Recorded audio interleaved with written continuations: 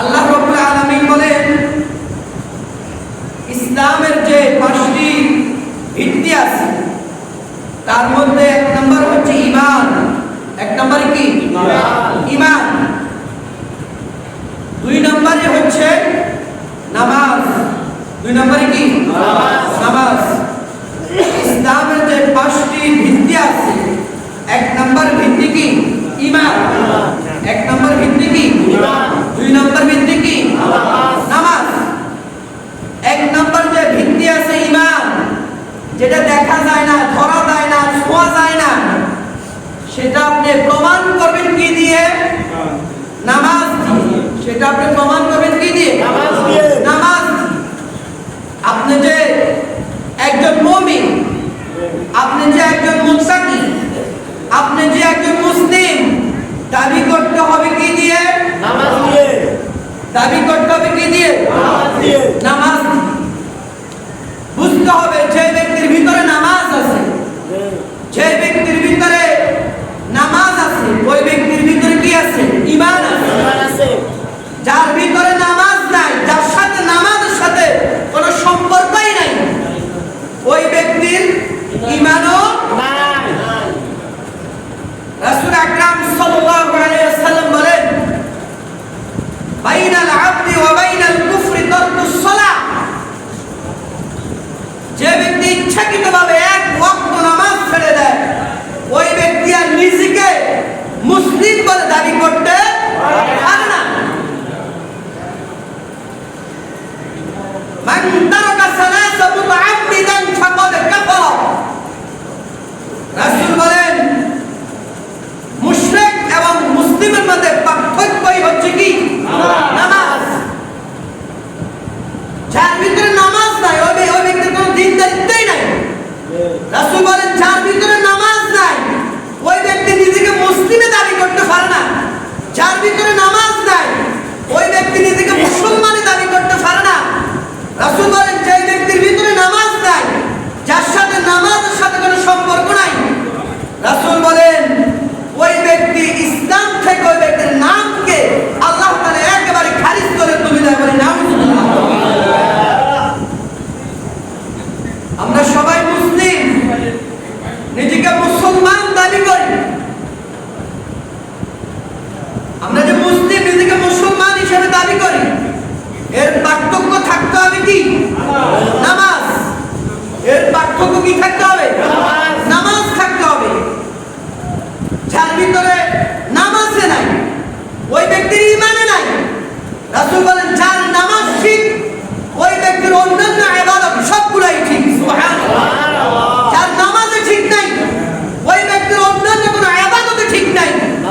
রাসূল বলেন, যে ব্যক্তির নামাজ ঠিক, ওই ব্যক্তি শুধু নামাজই পড়লো না, ওই ব্যক্তি স্বয়ং রব্বে কারীমকে তার বন্ধু বানিয়ে নিল। বলে সুবহানাল্লাহ। আর যে ব্যক্তি নামাজ পড়লো না, যে ব্যক্তির ভিতরে নামাজের কোনো ইবাদত থাকলো না, ওই ব্যক্তি যেন শয়তানকে বন্ধু বানিয়ে নিল। বলে নাউযুবিল্লাহ। আমরা কার বন্ধু হতে চাই? কার বন্ধু? আল্লাহ। নামাজ পড়ে নাকি নামাজ বাদ দিয়ে? নামাজ পড়ে।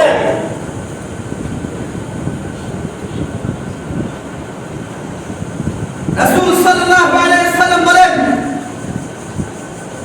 কোন মুসলিম যদি নিজেকে মুসলমান দাবি করে থাকে, ওই ব্যক্তির ভিতরে কি থাকতে হবে? নামাজ থাকতে হবে। যার নামাজে না, তার ঈমানই নাই, সে যদি সারাদিন যদি বলে আমি নবীকে ভালোবাসি, নবীকে ভালোবাসি, বলেন তো এটা কি ভালোবাসা হলো? তোমার তো নামাজই নাই, তোমার তো ঈমানই নাই। তোমার সাথে কাফেরের সাথে কোনো পার্থক্য নাই। কারণ কাফের নামাজ পড়ে না, তুমি নামাজ পড়ো না। মুশরিক নামাজ পড়ে না, তুমি নামাজ পড়ো না। বেদুইন নামাজ পড়ে না, তুমি নামাজ পড়ো না। তার মধ্যে বুঝতে হবে, যে ব্যক্তি নামাজ পড়ে না, ওই ব্যক্তির ভিতরে কোনো মুসলমানিত্ব থাকতে পারে না। তুমি কিভাবে নিজেকে মুসলিম দাবি করো? কিভাবে নিজেকে মুসলমান দাবি করো? তোমার তো ঈমানই নাই। বলেন তো, যার ঈমান নাই তাকে কি আমরা মুসলমান বলি? না। জোরে বলেন না। যার ঈমান নাই তাকে কি আমরা মুসলমান বলি কি না?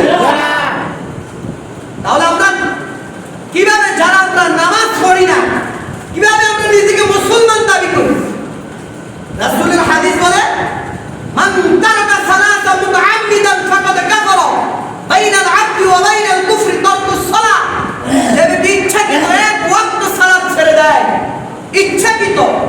ওই ব্যক্তি আর নিজেকে মুসলিম দাবি করতে পারে না।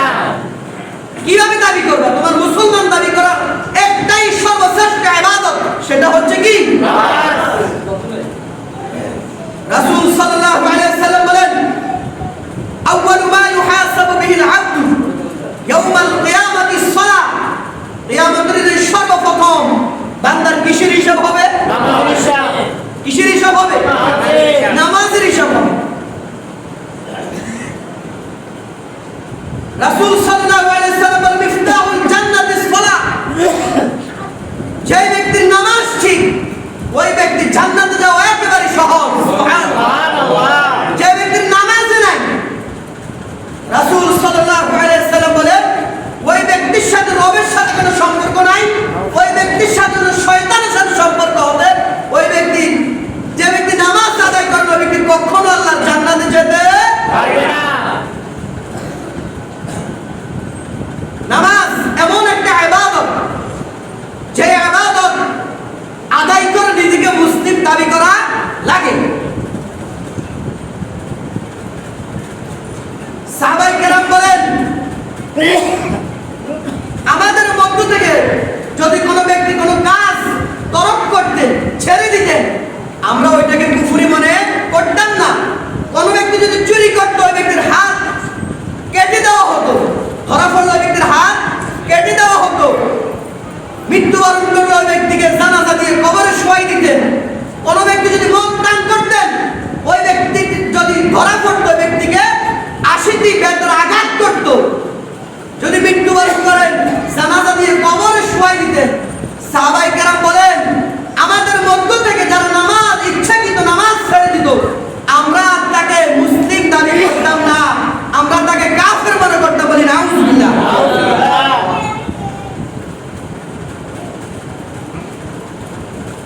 রাসূল সাল্লাল্লাহু আলাইহি ওয়াসাল্লাম বলেন, নামাজ এমন একটা ইবাদত, যে ইবাদত আল্লাহ রাব্বুল আলামিন বলেন, যখন বান্দা নামাজে দাঁড়ায়, তখন বান্দার মাঝে আল্লাহর সাথে কোনো কানেকশন থাকে না। যখন বান্দা নামাজে দাঁড়ায়, যখন বান্দা সিজদায় লুটিয়ে পড়ে, ওয়াসজুদ ওয়াক্তারি, তখন বান্দার মাঝে আল্লাহর মাঝে কোনো হিজাব থাকে না। রব্বুল আলামিন বলেন, বান্দা যখন সিজদা দেয়, বান্দার সাথে সাথে আমার নিকটবর্তী হয়ে যাবে। সুবহানাল্লাহ। রাসূল বলেন, বান্দা যত বেশি নামাজ আদায় করবে, তত বেশি বান্দা আল্লাহর নৈকট্য অর্জন করতে পারবে। সুবহানাল্লাহ। নামাজ এমন একটি ইবাদত, রাসূল সাল্লাল্লাহু আলাইহি ওয়াসাল্লাম বলেন, যখন আমি মেরাজে গেলাম, আল্লাহ রাব্বুল আলামিন আমাকে 50 ওয়াক্ত নামাজ হাদিয়া দিয়েছে। কয় ওয়াক্ত? 50 ওয়াক্ত। মেরাজ থেকে যখন আসতেছেন, সাক্ষাৎ হলো পয়গম্বর মুসা আলাইহিস সালাতু ওয়াস সালামের সাথে। জিজ্ঞাসা করলেন, রব্বুল আলামিন আপনাকে কি হাদিয়া দিয়েছে? বলতেছে, কয় ওয়াক্ত নামাজ? 50 ওয়াক্ত নামাজ হাদিয়া দিয়েছে। বলে, পড়বে না, জান, আরো কমান। 5 ওয়াক্ত কমালেন, বাকি থাকে 45 ওয়াক্ত। আবার যখন আসছে, আবার পয়গম্বর মুসা বলে, পড়বে না, আওয়াজ না। 5 নং কত? 45। 5 নং কত? 45। যখন 5 ওয়াক্ত নিয়ে একবারে কমানোর পরে দিচ্ছে কয়েকটা 5 ওয়াক্ত। যখন 5 ওয়াক্ত নিয়ে যখন আল্লাহর হাবিব আসতেছে, বলতেছে, কয় ওয়াক্ত? বলে 5 ওয়াক্ত। বলে, এটাও পড়বে না। পড়ি কিনা আমরা এটাও? বলেন, পড়ি কিনা আমরা এটাও? রব্বুল আলামিন বলেন, আপনার কোন উম্মত যদি, আমি আপনাকে যে 50 ওয়াক্ত নামাজ হাদিয়া দিয়েছি, আপনার কোন উম্মত যদি 5 ওয়াক্ত যদি সালাত সঠিকভাবে যদি আদায় করে, আমি রব্বুল আলামিন 50 ওয়াক্ত পড়লে যে পরিমাণ নেকি হতো, আমি রব্বুল কারীম তাদের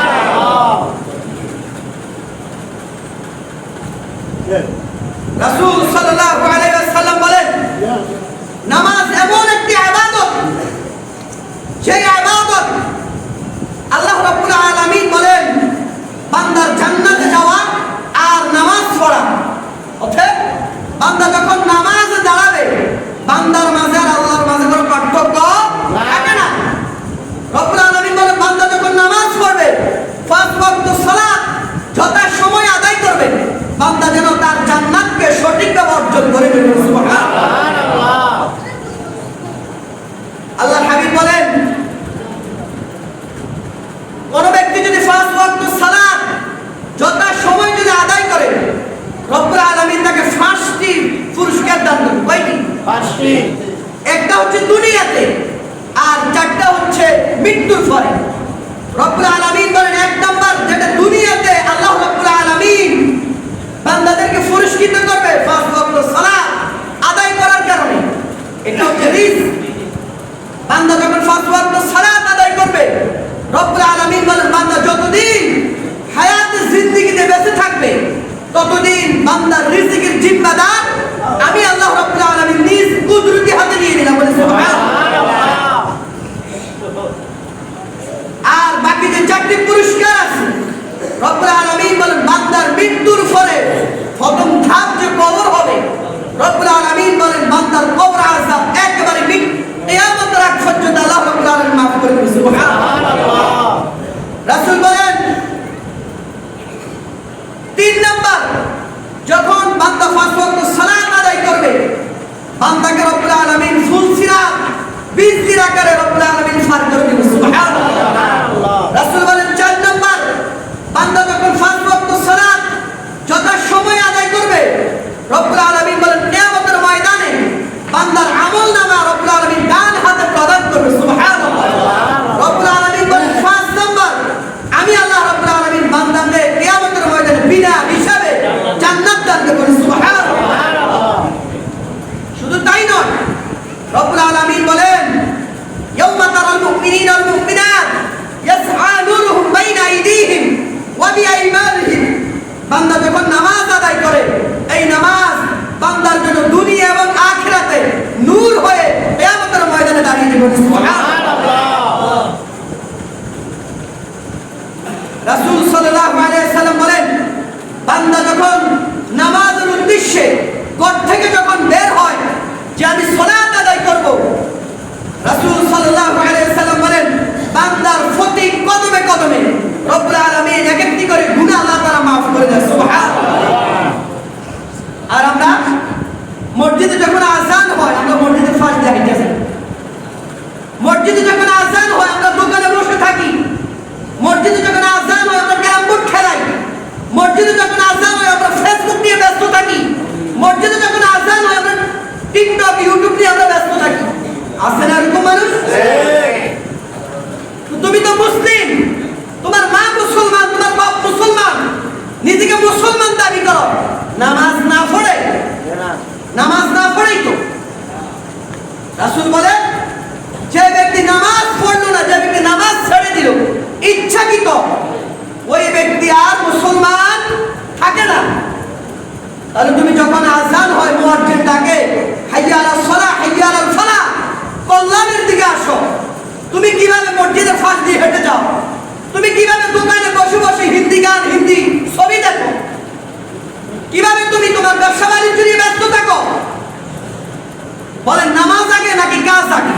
নামাজ আগে। নামাজ আগে নাকি কাজ আগে? নামাজ আগে। নামাজ আগে নাকি ব্যবসা আগে? নামাজ আগে।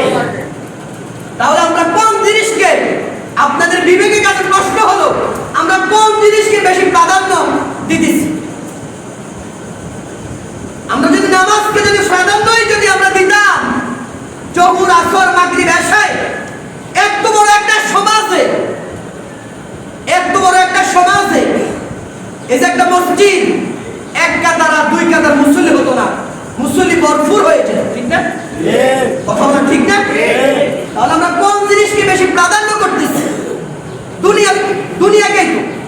ওয়ামাল হায়াতুদ দুনিয়া ইল্লা মাতাউল গুরুর। রব্বুল আলামিন বলেন তোমরা দুনিয়াকে যখন বেশি প্রাধান্য দিবা, ইবাদত যখন ছেড়ে দিবা, মনে করবা তোমাদের কপালে, তোমাদের বাকি হায়াত, বাকি সময় ধ্বংস ছাড়া আর কিছুই না। বলি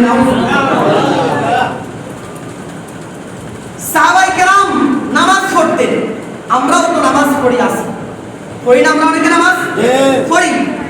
সাহাবায়ে কেরামেরও নামাজ ছিল, আমরাও নামাজ পড়ি। তাদের নামাজ ছিল কেমন আর আমাদের নামাজ কেমন?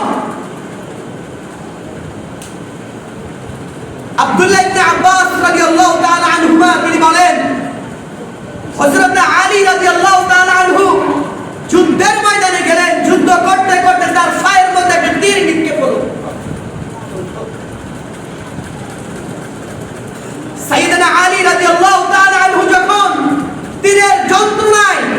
সাহাবায়ে কেরাম অনেক চেষ্টা করলেন, সাইয়েদনা আলীর পা থেকে তীর বের করা সম্ভব হচ্ছে না। চলে গেলেন রাসূলের দরবারে, কি বলতেছেন, ইয়া রাসূলুল্লাহ, আপনার জামাতা সাইয়েদনা আলীর পায়ের মধ্যে যে তীর নিক্ষেপ করেছে বেঈমান মুশরিক কাফেররা, এই তীর আমরা তো বের করতে পারতেছি না।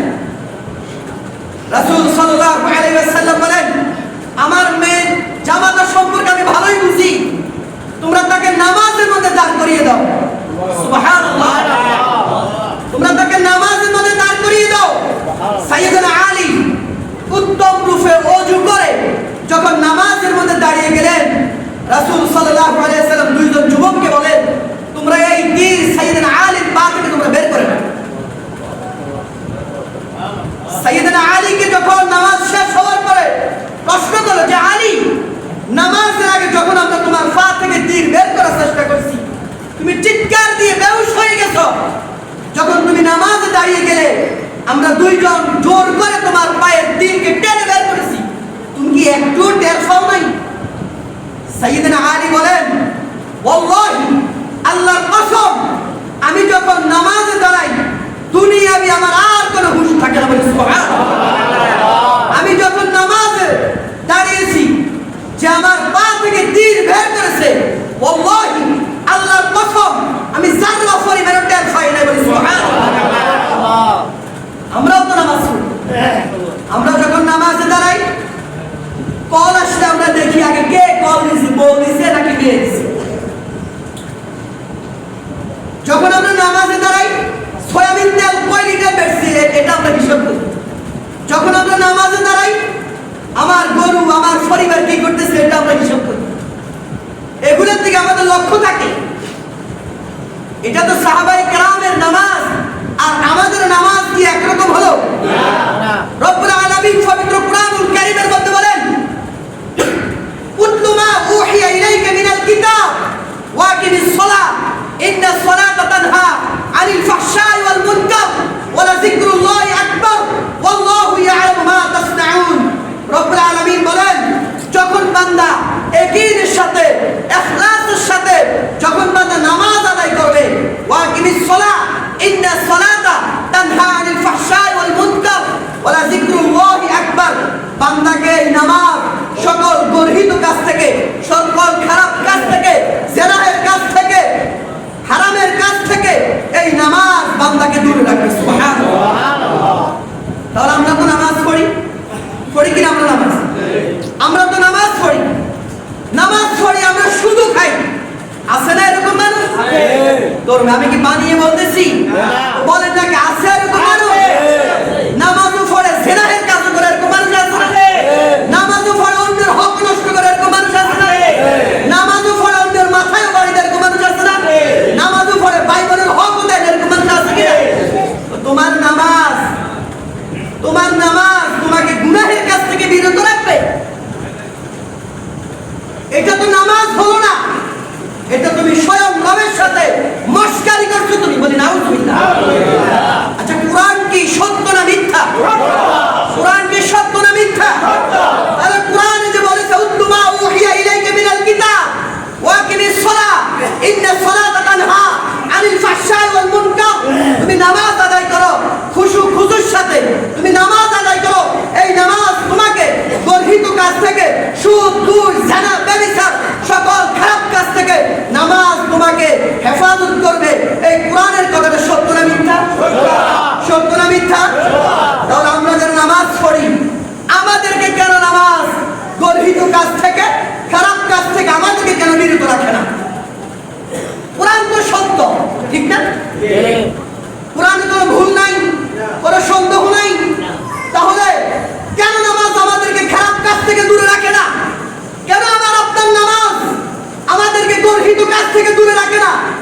রাসূল সাল্লু কামা রাআইতুমুনি উসাল্লি, তোমরা ওইভাবে নামাজ পড়ো যেভাবে স্বয়ং আমি রাসূল নামাজ পড়েছি। সুবহানাল্লাহ। রব্বুল আলামিন বলেন, আন তা'বুদাল্লাহ কাআন্নাকা তারাহু ফাইন লাম ইয়াকুন তারাহু ফাইন্নাহু ইয়ারাক। তোমরা যখন নামাজে দাঁড়াবা, তখন তোমরা চিন্তা করবা যে নামাজ, আমি যে নামাজে দাঁড়িয়েছি, আমি স্বয়ং আল্লাহ রাব্বুল আলামিন আমাকে দেখতেছে।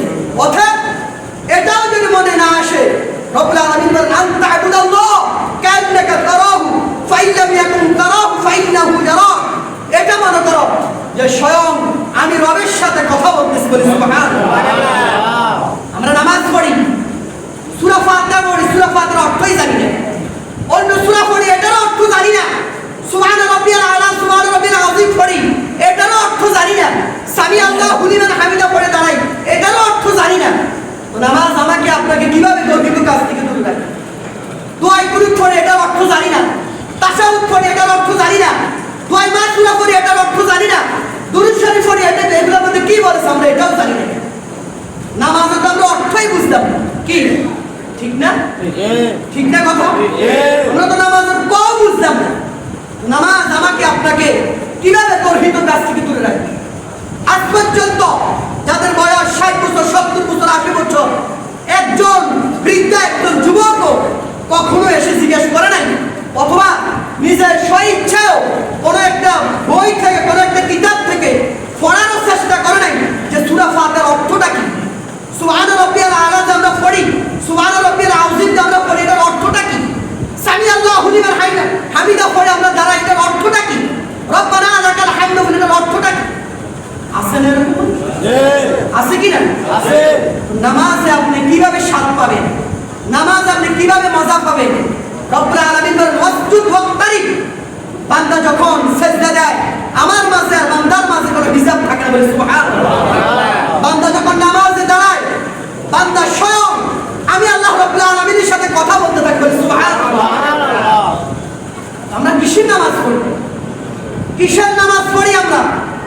যে নামাজ আমাকে আপনাকে আজ পর্যন্ত 60 বছর, 70 বছর হায়াতে কোনো একটা গুনাহ থেকে বাঁচাতে পারলো না, কোনো একটা হারাম কাজ থেকে আমাকে আপনাকে রক্ষা করতে পারলো না। আমরা কিসের নামাজ পড়ি? কিসের নামাজ পড়ি আমরা? এটা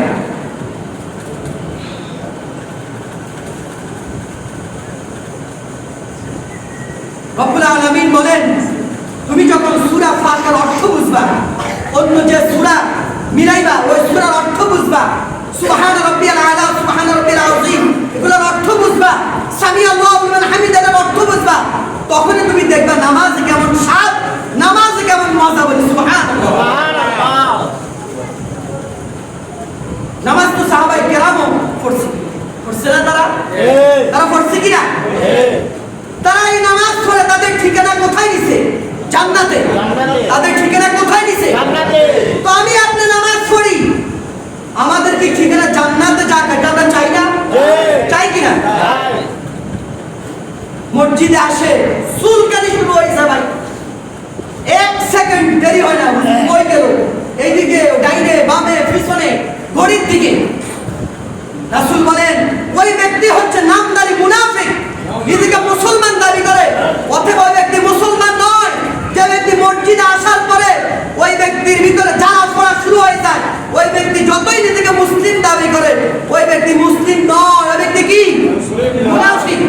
ওই ব্যক্তি কি? মুনাফিক।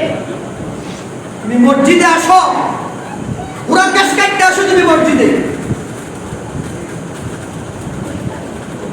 ইমাম সাহেব নামাজে দাঁড়ায়, মুসল্লিরাও নামাজে দাঁড়ায়, ইমামের রুকু দিবার আগে মুসল্লি রুকু হয়ে গেছে, ইমামে কেরাত না শেষ করে হাত না ছাড়তে মুসল্লির হাত শেষ ছাইড়া দিছে, ইমামে না সাজদা দিতে মুসল্লি সাজদায়।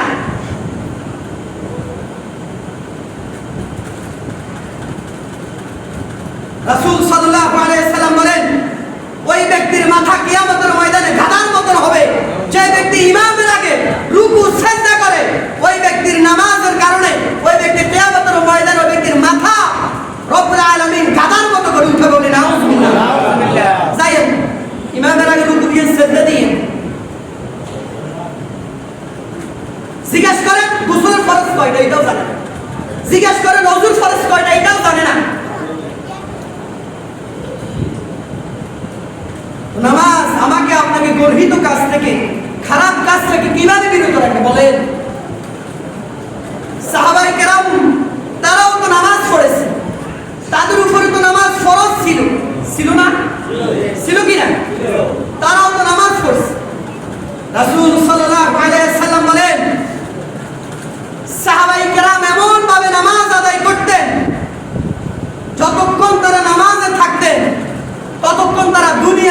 চিন্তা তাদের মাথায় আসতো না, বলি সুবহানাল্লাহ। আর আমরা নামাজে দাঁড়াই, সারাদিনে কি করছি সব কিছু আকাম কুকাম সব কিছু আমরা নামাজে দাঁড়ালে আমাদের স্মরণ হয়, ঠিক না? তো এই নামাজ পড়ে কিভাবে আমরা জান্নাতের আশা করি, এই নামাজ দিয়ে কিভাবে আমরা জান্নাতের আশা করি, বুঝি না তো আমরা কিছু। অনেকে আছে নামাজে আসে ঠিকভাবে রুকু দেয় না, সেজদা দেয় না, নামাজে ঠিকভাবে দাঁড়ায়ও না। ও মিয়া, যখন আমরা নামাজে দাঁড়াই কার সামনে দাঁড়াই? আল্লাহর সামনে। কার সামনে?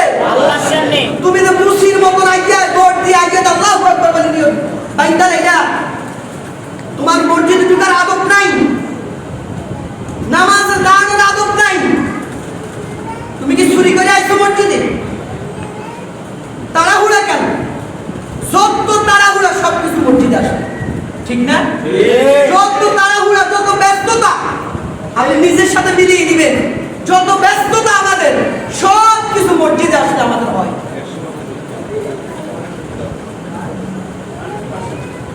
রাসূল সাল্লাল্লাহু আলাইহি সাল্লাম বলেন, যে ব্যক্তি নামাজ আদায় করে না, আযান শোনার পরেও যে ব্যক্তি দোকানে বসে থাকে, আযান শোনার পরেও যে ব্যক্তি ঘরে বসে থাকে, রাসূল সাল্লাল্লাহু আলাইহি সাল্লাম বলেন ওই ব্যক্তি নিজেকে আমার উম্মত বলে দাবি করতে পারে না, বলি নাউজুবিল্লাহ। কেমন ভালোবাসা!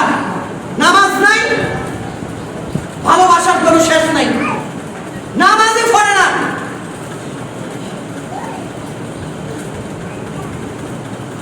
রাসূল সাল্লাল্লাহু আলাইহি সাল্লাম বলেন পুরুষ যারা আছে তারা সালাত আদায় করবে কোথায়? মসজিদে। কোথায়? মসজিদে। নাকি ঘরে? না, ঘরে না মসজিদে? মসজিদে। রাসূল সাল্লাল্লাহু আলাইহি সাল্লামের কাছে একজন অন্ধ লোক আসে। ওই অন্ধ লোক রাসূল সাল্লাল্লাহু আলাইহি সাল্লামকে জিজ্ঞাসা করলেন, যে রাসূলুল্লাহ, আমি তো অন্ধ মানুষ, আমাকে একটু ছাড় দেন, যখন আমি মসজিদে আসি সাথী সঙ্গে পাই না, কাকে নিয়ে আসবো? আমাকে কি একটু ছাড় দেওয়া যায় না?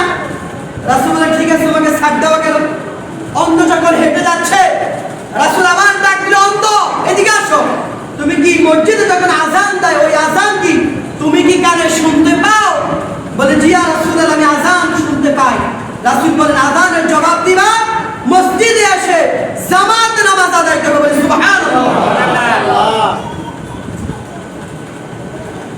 জিজ্ঞাসা করলেন, আমরা পড়ছি ঘরে ঘরে ঘরে ঘরে, উনি ঘরে পড়ছে।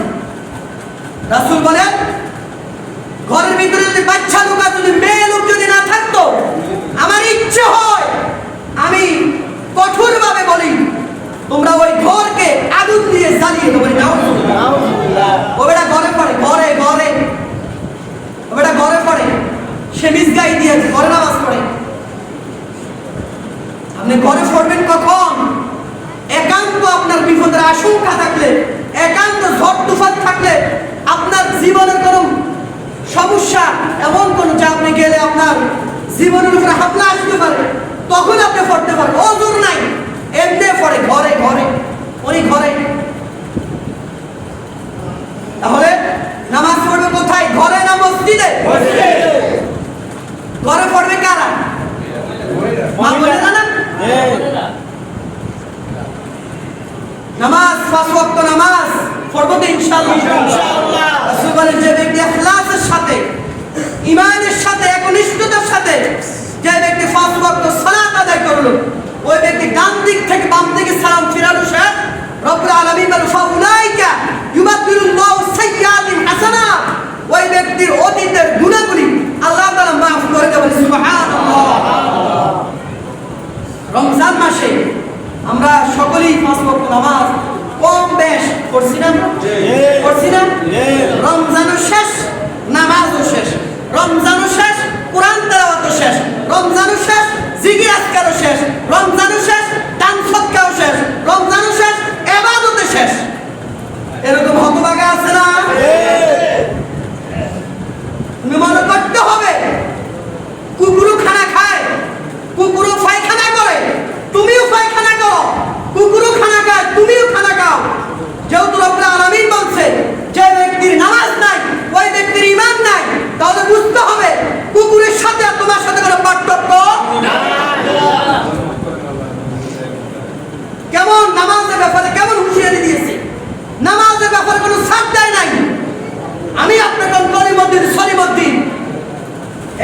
কাশি হলে একটু জ্বর হলে অসুখ অসুখ করে আসতে পারে না অসুখ। যে ইবাদত করে নিজেকে মুসলিম দাবি করা লাগে, যে ইবাদত করে নিজেকে মুমিন দাবি করা লাগে, যে ইবাদত করে রব্বুল আলামিনের নৈকট্য অর্জন করা লাগে, যে ইবাদত করে রব্বুল আলামিনের সাথে কথা বলা লাগে, যে ইবাদত করে নবীর সুপারিশ পাওয়ার ইচ্ছা হয়, ওই ইবাদত যদি ছেড়ে দিই নিজেকে আর মুসলিম দাবি করা যায়? নিজেকে আর মুমিন দাবি করা যায়? কেমন হাতের আইস নামাজ না পড়লে কিছু ঈমান আছে, ঈমান আছে ওনার। হাদিসে কি বলে? তুমি কি চোখে দেখো না? আলেম ওলামা কি বলে? তুমি কি কেন শোনো না? ঈমান দেখাও যায় না, ধরাও যায় না, ছোঁয়াও যায় না। বিশ্বাস করতে হবে আপনার নামাজ কি? নামাজ। এই জন্য 5 ওয়াক্ত নামাজ পড়বো তো ইনশাআল্লাহ। আমরা মনে করি শুধু রমজানেই আমরা পড়ছি, আর পড়া লাগবে না। নামাজ কি আর পড়া লাগবে না? আরে মিয়া 11 মাস পরে 1 মাস আমাদেরকে রমজান শিক্ষা দিয়েছে যে তোমরা 5 ওয়াক্ত সালাত আদায় করবা, বাকি 11 মাস তোমরা প্রত্যেকদিন কোরআন তেলাওয়াত করবা, বাকি 11 মাস তোমরা জিকির আজকার করবা, বাকি 11 মাস। এই 1 মাস রমজান এসে আমাকে আপনাকে শিক্ষা দিয়েছে। কই ফেলা মানুষ শিক্ষা? কই ফেলা? দাড়ি ফাঁকে সাদা হয়ে গেছে, এক ফাঁক কবরে ফেলে গেছে, এমনও হেতর নামাজ পড়ে নাই। আছে না এরকম মানুষ? আছে না এরকম মানুষ? ফাঁক না কথার ওনার আর শেষ নাই। বৈশা বৈশা যত ফাঁক না কথা, যত সমালোচনা, যত গীবত শেখায়াত ওনার থেকে পাবেন। উনি আবার নিজেকে সুফি সাহেব দাবি করে। নামাজ না পড়ে আমার ঈমান আছে, ঈমান আছে ওনার। বদমাইশ কোথাকার। ঈমান কি মামুর ভাইয়ের আবদার নাকি? নাকি মামুর ভাইয়ের মুয়া?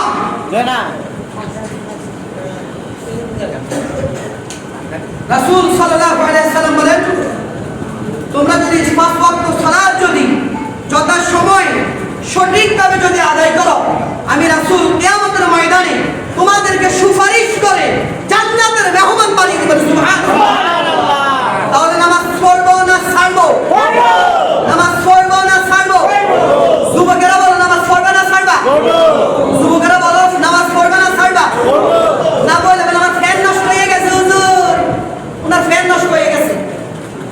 বিরাদব কোথাকার, ফ্যান নষ্ট হয়ে গেছে।